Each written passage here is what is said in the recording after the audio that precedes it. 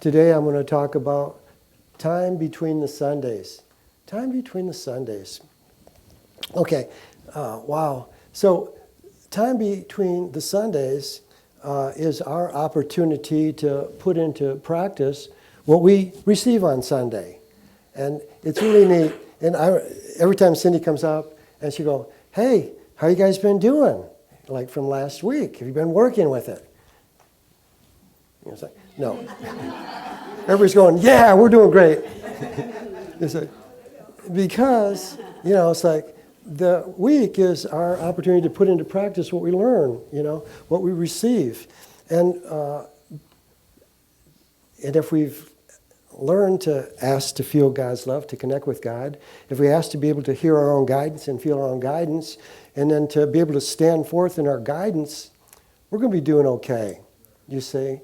And so this is how we can really take this opportunity of, 6 days to allow, God to flow through us.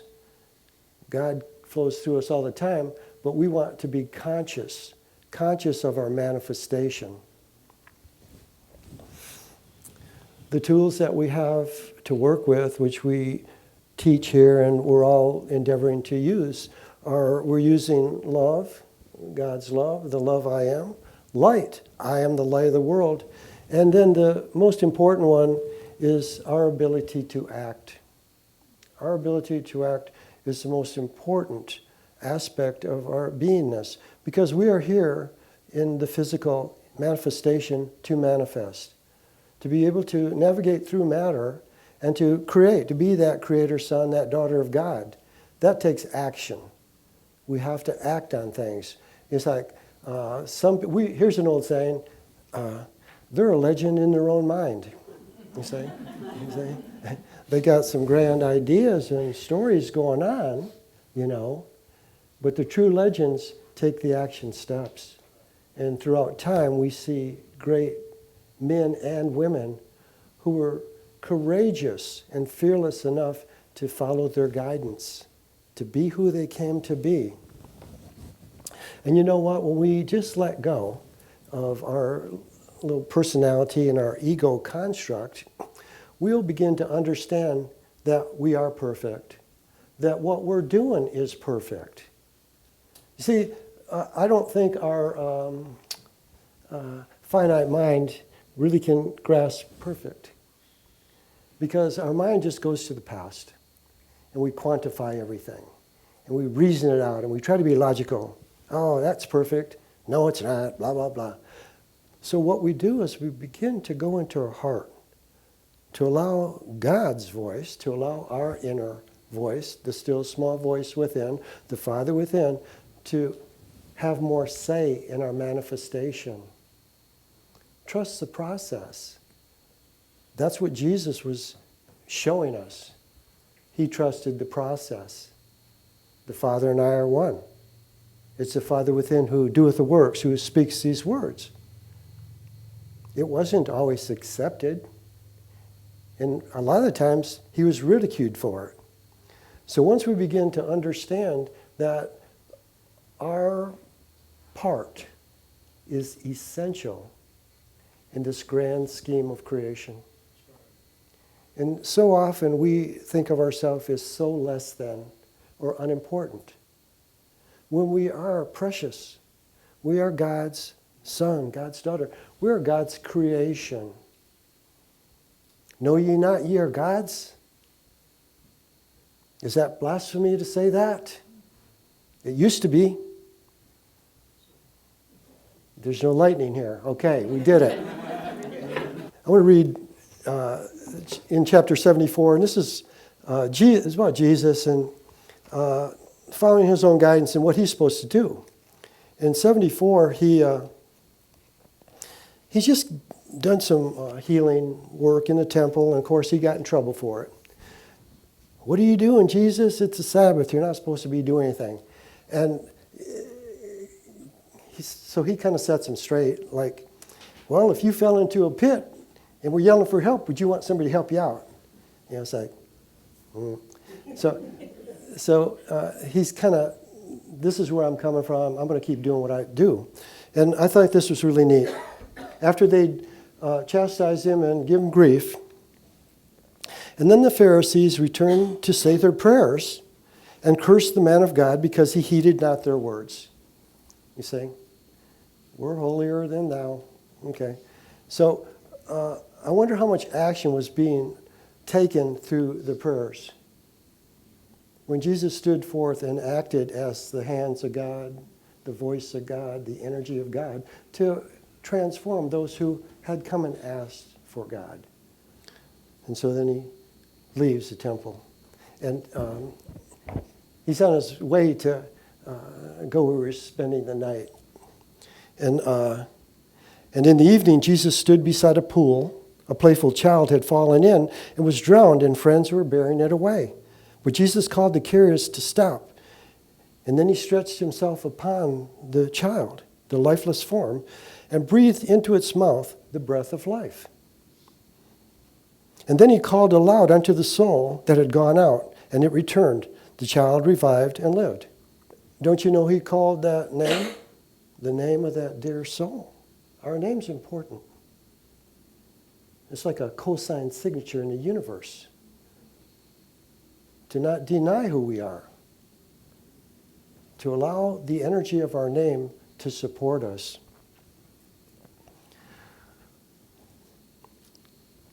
The child was revived and lived. And Jesus saw a wounded dog. It could not move. It lay beside the way and groaned in pain. He took it in his arms and bore it to the home where he abode. He poured the healing oil onto the wounds. He cared for it as though it were a child till it was strong and well. And Jesus saw a little boy who had no home, and he was hungry. And when he called for bread, the people turned away. And Jesus took the child and gave him bread. He wrapped him in his own warm coat and found for him a home. To those who followed him, the master said, if man would gain again his lost estate, he must respect the brotherhood of life. I think it's a beautiful passage here where he's respecting all life, the physical life of the child, the animal, someone who is in need. Whoever is kind to every form of life, to man, to beast, to bird, and creeping thing, cannot expect. To who is not kind to this stuff, cannot expect the blessings of the Holy One. For as we give, so shall God give to us. Cause and effect, as you give, so shall you receive. And the simple teachings of Jesus, and I think this was a really neat story, in that it really shows how connected he was with the people, how connected he was with life at that moment in time, and how separate people were. To look at life, a dog in pain. We live in a time now where dogs are starting to get good again, you know what I'm saying? And well, people would take care of their pets and dogs and not just leave them out to die. And if someone needed help, their helping hand is there. This child needs bread, and people turned away. So he took that little child, he took the dog in his arms, took it home, took the child's arm, took it home, and took care of them in what needed to be done at that moment in time. And you know what? You know, I don't think we'd call that a miracle, would we? Would we call that kindness? Kindness is love in action. Love in action. And it's our great blessing to just be kindness in our life. To move into that space of kindness allows us to move into the unconditional love of Christ. And to begin to look, because sometimes we look at stuff and we want to make miracles happen in our world, don't we? And sometimes if we paid more attention to the little things that need to be done in life, the big things will be taken care of. One thing that came to me was, so our time between Sundays is our homework. So we get to do our homework, okay? So what is our true homework? Say, to rebuild this temple, to cleanse this temple. Do you see? Of the thoughts, the beliefs, the patterns, the limitations that we've brought in and cluttered it up and blocked the energy. So it's not like we have to go save anyone else or save the world. Let's do our homework. What keeps me from being that radiant son of God or daughter of God that I am? What thought am I holding about myself, or belief, or memory? So as we look at life and we see ourselves limiting ourselves, take a breath. Forgive ourselves. I forgive myself for the patterns of beliefs and memories that keep me from being God's true expression. Now that may sound kind of silly to forgive yourself. It's important. Because what gets us in trouble is our self-judgment. Boy, we won't miss a lick judging ourselves. But try forgiving. Forgiving ourselves. That's some homework, isn't it? And the first time or a couple times we do, we might feel strange. Do we even deserve to be forgiven? There's a big one. You see? We have to start forgiving ourselves for the little things and even the big things. Because as we give forgiveness, it allows us to give to our fellow man. To give forgiveness. Or as we get clear of all our limitations and beliefs and patterns that impede our expression, we can give them pure love to support them in their journey. And that's what beingness is all about. Being who we truly are. Not who someone told us we are, or even who we think we are.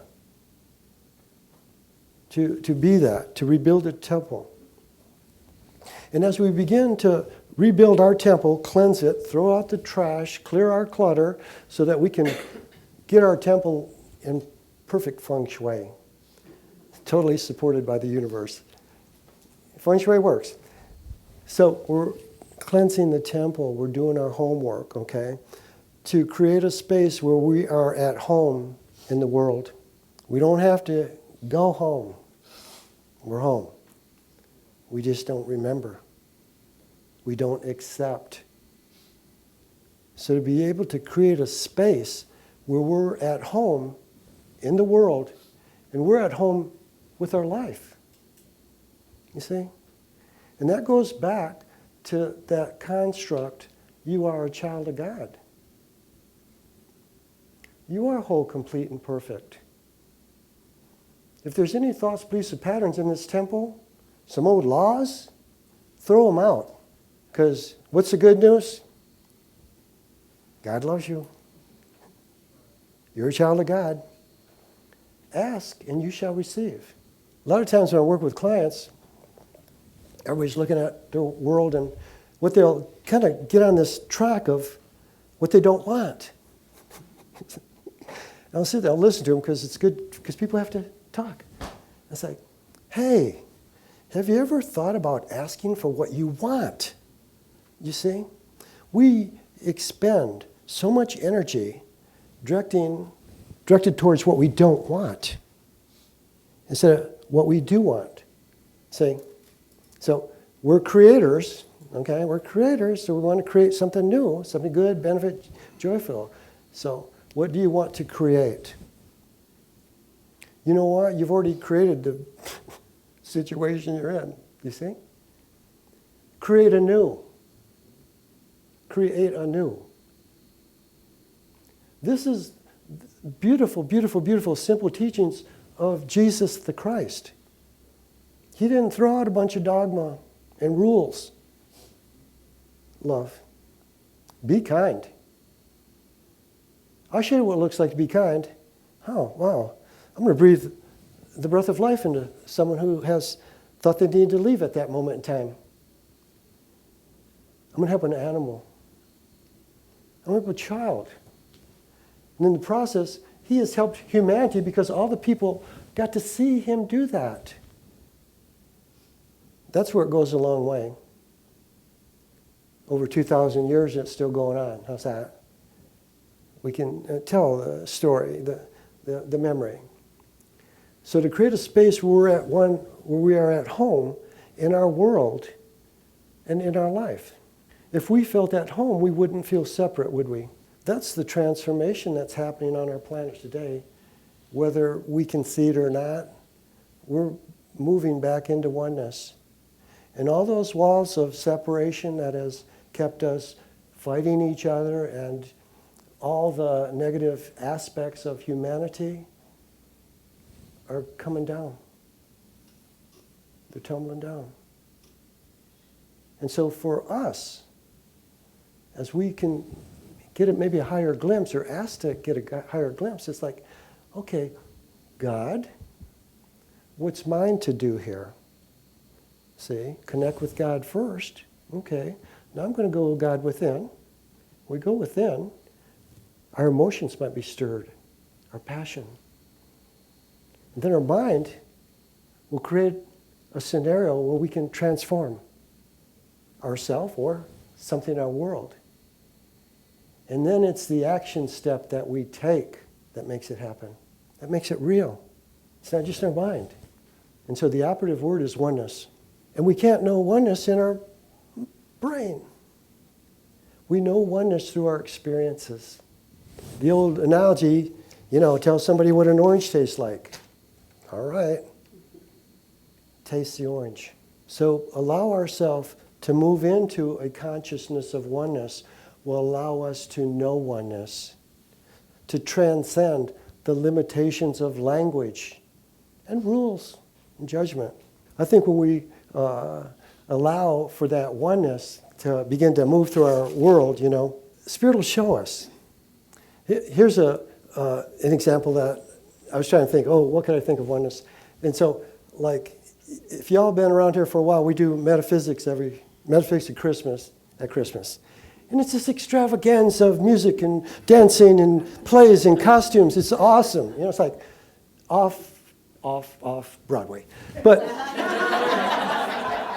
it's so cool. And the thing that's really neat, and it's getting better, and every year it gets better in consciousness, because every year the players loosen up a little bit more. Used to be hard. Work. Perfect. But we're coming to a point where we still want it to come out good, but we're having more fun. We allow laughter and joy, and we flow, and whatever. And some of these, Cindy makes some tapes, some of the practices, just so we can know how bad we are, This is the truth. Come showtime, everybody lifts. It just comes together. It's a beautiful thing. And sometimes, how'd that happen? You say, individually, everyone stepped up. Collectively, synergy happens. And you know what? No matter what it looks like or sounds like, it's perfect. How cool is that? It's perfect. And then it's decent the next day. Okay, life goes on. You see?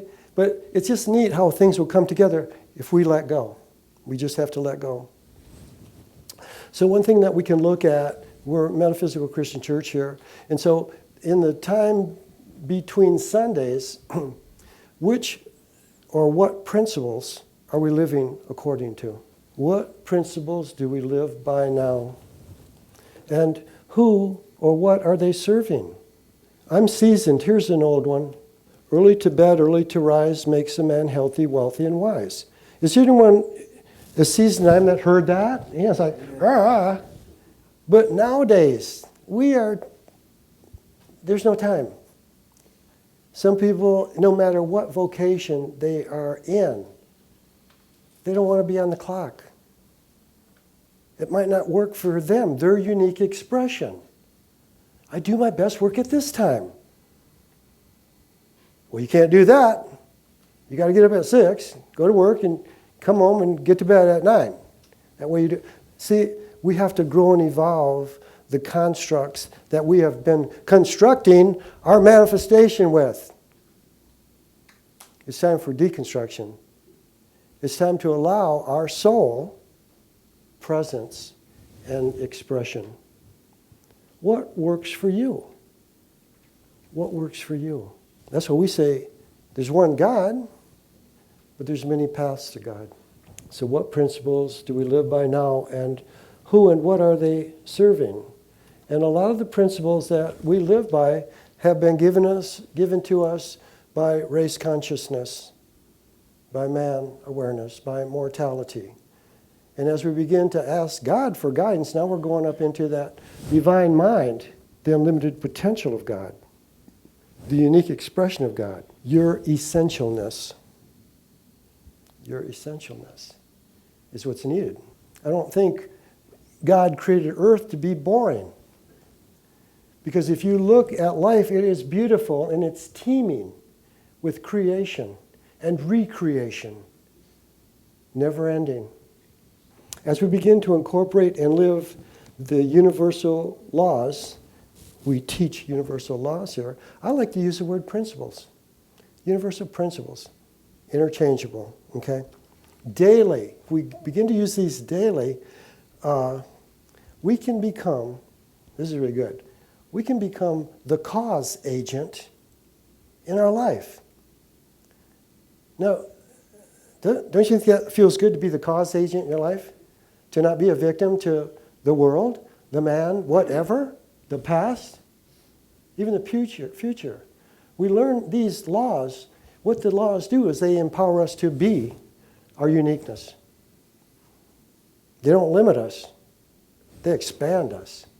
And if you don't use the laws or the principles, universal, that's why I like principles, because, you know, it's a choice, and you're not going to be punished. You see? Because you're loved. And these laws are to support your unique expression and allow the energy of the universe to flow through us and all that we do, to become the causal agent in your own life. And I think that's what Jesus was doing. He wasn't listening to the Pharisees. What are you doing? You're not living by our laws. I think I'm going to live to a higher law. And I'm going to keep doing what I'm guided to do. I'm going to keep doing what God guides me to do. I'm going to listen to my inner guidance and allow the essence of God to be, whatever that looks like, and it's going to be perfect. You know, a lot of people that knew Jesus knew he was perfect, and a lot of people thought he was imperfect. The I am is real. The I am is creator. Dare we change our perspective of who we are? That's a big one. Changing the perspective. Hey, take a chance on yourself. I think that's what Jesus was saying. If somebody asks you for a coat, give them two. And I guarantee you, somebody will give you something that you need. To take a chance on the I am consciousness. I am is real. Dare to change your perspective. Begin to use the intrinsic nature of God through just being. And Cindy gave us the definition of intrinsic last week. It's that pure essence, the true essence of who we are. Begin using the intrinsic nature of God. It's who we are through just being. Now we begin to transcend the limited thoughts, beliefs, and patterns of me. We live in a time where we're being asked to be. We need some more free thinkers on the planet. We need some more movers and shakers on the planet. We need more compassion on the planet, love. We all have those within our heart. We don't have to ask anybody for them. We don't even have to ask God for them. They are who we are. To be that. The thing that we can do very simply, according to the Christ, simple acts of kindness. Simple acts of kindness that we can be each day. To be the blessing. To be a blessing to someone. We're all on a spiritual path. And just recognizing something that someone's doing, and we may not understand it, but they're on their spiritual path, and we can give them a blessing on their journey. They don't even have to hear it. We are one. So begin to bless. It's simple. We're all totally blessed, aren't we? We're blessed in our life. God blesses us, so we could bless. Yes, David, thank you. So it's simple to do, blessings, and then allowing our soul to express, okay? Your uniqueness is essential, and so is everyone else's. Kind of leave that one off. And so is everyone else's. We're all unique, we're all essential, we're all good, we're all good. Simple acts of kindness are transforming for us and the whole. The thing to understand is that we can make a difference in our own unique way. To go within, Father, what's mine to do here? We've been looking out, looking to the outer. When we have all we need within, I am. I am all that you will ever need. Physical, mental, emotional, spiritual. And we can make a difference in our own unique way. Kindness is love in action. In our way, in our unique way, we can be the truth, the light, and the way. Our love, our light, and our truth. You see? And when we surrender, allowing that soul expression, it's transforming. Let's go within. So let's close your eyes once again, and as we close your eyes and just breathe, I want to take that journey. So let's just go within our heart. Feel yourself moving down a beautiful path, and at the end of the path, see a beautiful garden. And this is the garden of your heart. And I want you to just give yourself permission to enter the garden of your heart now. And as you begin to walk through your garden, just look around. Just notice how your garden is planted. Notice what your garden looks like. Notice what your garden feels like. Just breathe in the essence, the energy of the garden of your heart. This place of perfect peace in which you can go anytime. And as you move through your garden, as you surrender to this transforming energy of love,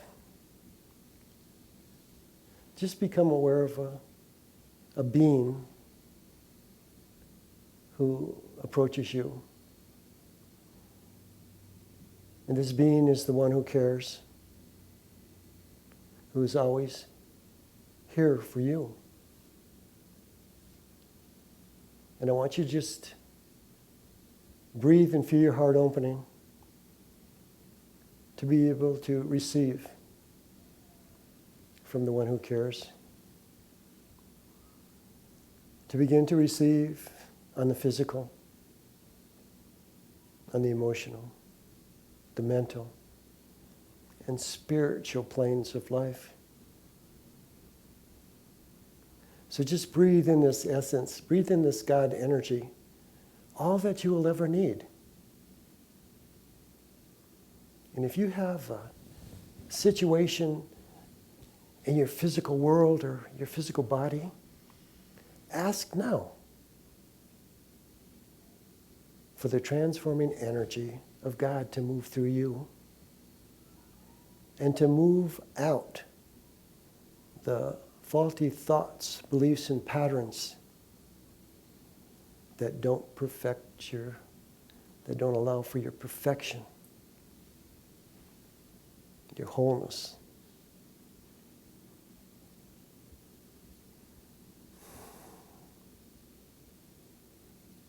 If there's anything in your emotional body that limits or distracts, ask that that be cleared now. And ask that the memory or belief or pattern be cleared also. Allowing for the free flow of this energy of God to support you in your creation.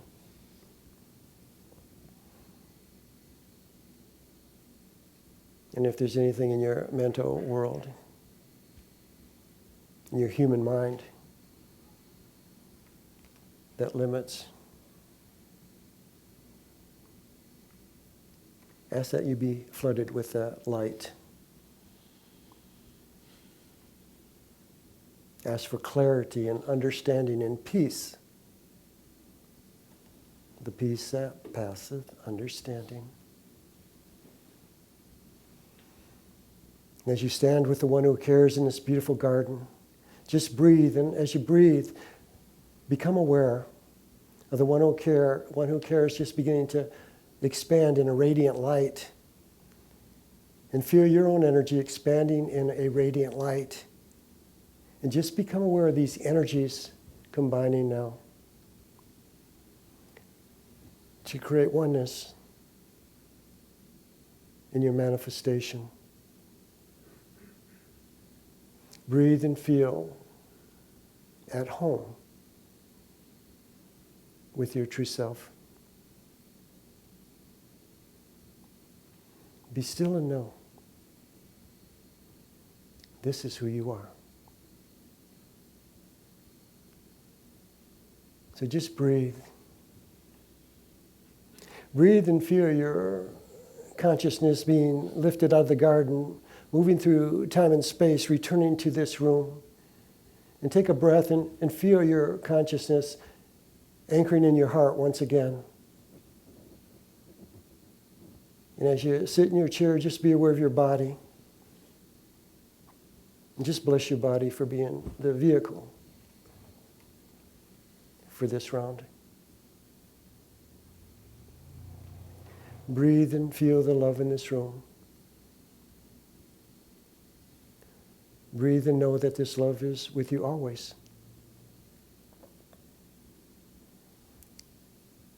Be still and know. So take a breath. Gently wiggle your toes and fingers. And gently open your eyes.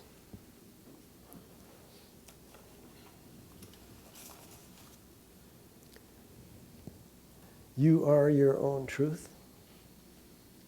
You are your own light. You are your own way. As we begin to accept this truth in being, transformation occurs. I've got 3 words for you. How's this? Rachel's dad. Here we go. Can we say this out loud? I am essential. I am essential. Take your essentialness out into the world and bless. Yeah, God.